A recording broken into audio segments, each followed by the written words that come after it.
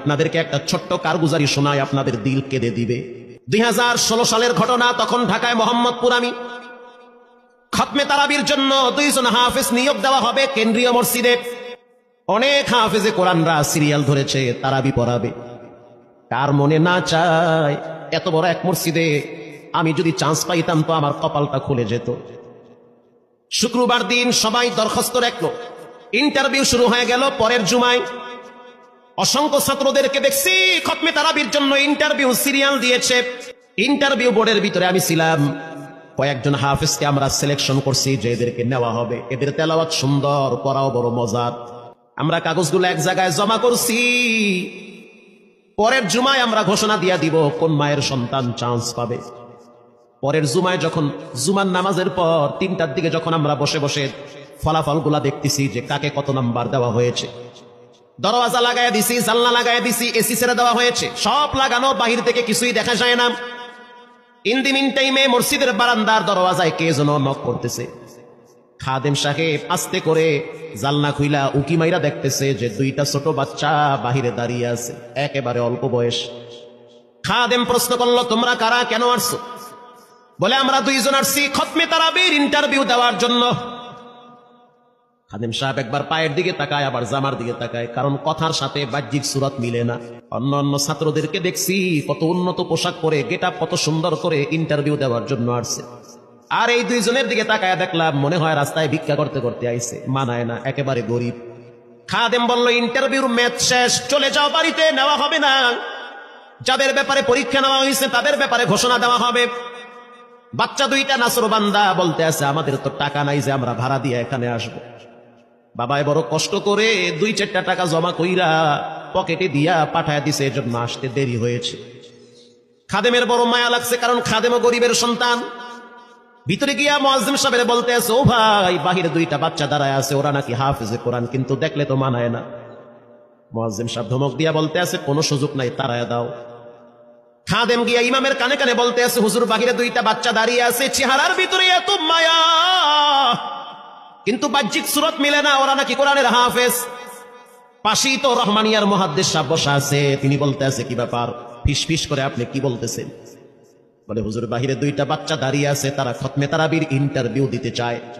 মুহাদ্দিস সাহেব বলল, কোনো কথা নাই, আল্লাহর ঘরের দরওয়াজা খুলে দাও, এখানে কোনো পার্সিয়ালিটি চলবে না। আল্লাহর ঘরের দরওয়াজা সবার জন্য খুলে দেওয়া হবে, আসতে দাও, ভিতরে বসতে দাও। যদিও ওদেরকে দেখতে মানায় না, বংশগত তেমন মর্যাদা নাই, ভিতরে আল্লাহর কোরআন থাকার কারণে আমাদের উপরে ওয়াজিব হয়ে গেছে তাদেরকে সম্মান করা। কোন দিক থেকে মানায় না, কিন্তু ভিতরে আল্লাহর কোরআন আছে, এজন্য তাদের মর্যাদা অনেক বেশি। এবার বাচ্চা 2টা বাহিরে উজুখানায় গিয়া সুন্দর করে উজু বানাইল। উজু বানাইয়া ভিতরে ঢুইকা আমি তাকায় দেখতেছি লঙ্গির এক মাথা নিচে আর এক মাথা উপরে। এতটাই ভয়াবহ অবস্থা, কিন্তু আজীব দৃশ্য। 2 জনের চেহারা একই রকম লাগে, 2 জনের চেহারা একই রকম লাগে। কে বড় কে ছোট বোঝা বড় কঠিন হয়ে গেছে। মুসলমান ভাইয়েরা আমার, ইমাম সাহেব প্রশ্ন করলো, তোমরা 2 জনের বাড়ি কোথায়? বলে, আমরা নারায়ণগঞ্জে ভাড়া থাকি। বাড়ি কোথায়? বলে, আমাদের বাড়ি কুড়িগ্রামে। কুড়িগ্রাম থেকে ঢাকায় কেমনে আসছো? বলে, বাবাই ঢাকায় নিয়ে আসছে। কয় মাসে কোরআন শরীফ খতম করেছ? বলে, আমরা 2 জনে 11 মাসে 30 পারা কোরআন খতম করেছি। ইমাম সাহেব একবার চেহারার দিকে তাকায় আর একবার পায়ের দিকে তাকায়।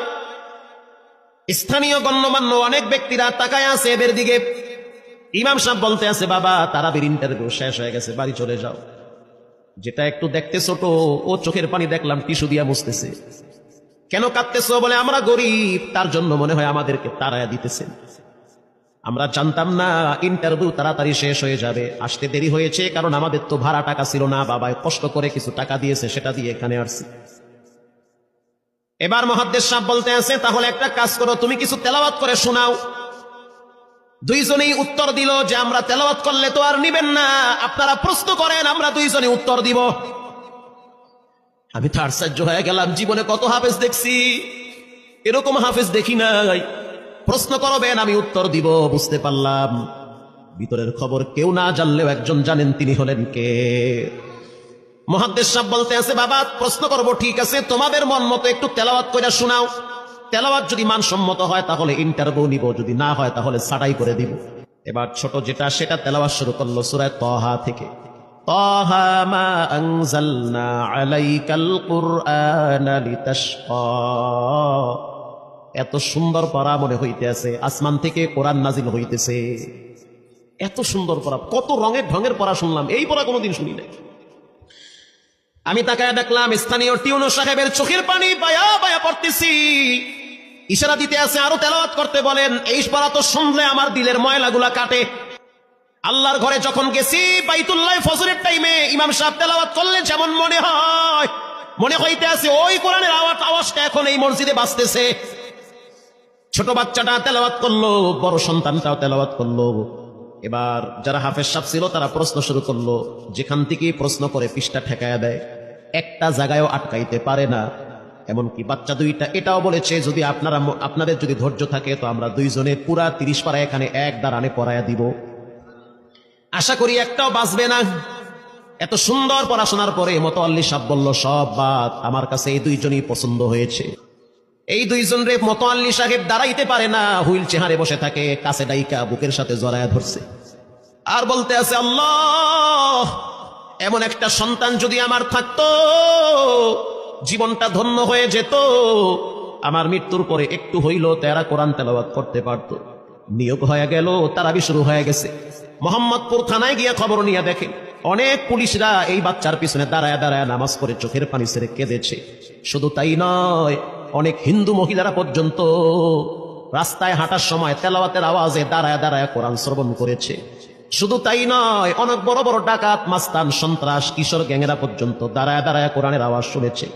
17ই রমজান দেশে বদর দিবস, হাজার হাজার মুসল্লি দাঁড়িয়ে আছি। ইমাম সাহেব জানে না যে এরা দুইজনে আপন মায়ের পেটের ভাই হয়, এটা ইমামের জানা নাই।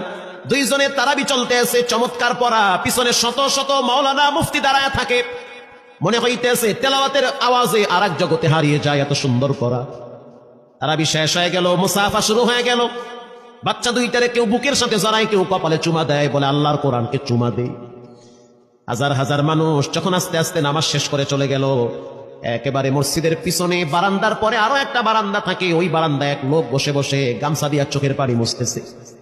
কিছুক্ষণ পরে লোকটা দেওয়ালের সাথে কপালটা ঠেকায় দিয়া একেবারে অস্থির হয়ে গেল, মনে হচ্ছে তার ভিতরে কাঁপুনি শুরু হয়ে গেছে। কিছু মুসল্লি গিয়া প্রশ্ন করলো, কি হয়েছে আপনার? বলে আমার কিছুই হয় নাই। টাকা লাগবে? বলে না, টাকা লাগবে না। তাহলে আপনি কেন এখানে কাঁদতেছেন? বলে আমি এমনি কাঁদতেছি, এটা কষ্টের কান্না না, এটা খুশির কান্না। এটা কষ্টের কান্না না, এটা খুশির কান্না, আনন্দর কান্না। আল বুকা মিনাল ফারাহ, অতি সুখে মানুষ কখনো কখনো কেঁদে দেয়, চোখের পানি ছেড়ে দেয়। ইমাম সাহেব বলল পিছনে কে? লোকটা তাকে সামনে নিয়ে আসে। এবার লোকটাকে যখন কিছু দূর সামনে আনা হইল, ওই বাচ্চা দুইটা মসজিদের ভিতর থেকে দৌড় মাইরা গিয়া বলতে আছে, এই লোকটা আমার আব্বা, ইনি আমার আব্বা হয়। ধমক দিবেন না, রাগ করবেন না, আমার আব্বা ঢাকা শহরে রিক্সা চালায়। রিক্সা চালায় চালায় আমাদের দুইটা ভাইরে কোরআনের হাফেজ বানাইছে। ইমাম সাহেব ধমক দিয়া বলতে আছে, আপনি কেন দেরি করলেন? আগে কেন আসলেন না? রিক্সাওয়ালা বলতে আছে, আমি যদি আগে আসতাম আর যদি পরিচয় দিতাম আমি রিক্সাওয়ালা, হয়তো আমার বাচ্চা দুইটারে মানুষ খোটা দিবে যে রিক্সাওয়ালার পোলা। এজন্য আমি আসি নাই। দূর থেকে নামাজে কোরআন তেলাওয়াত শুইলে আবার আস্তে করে দূরে চলে যাই।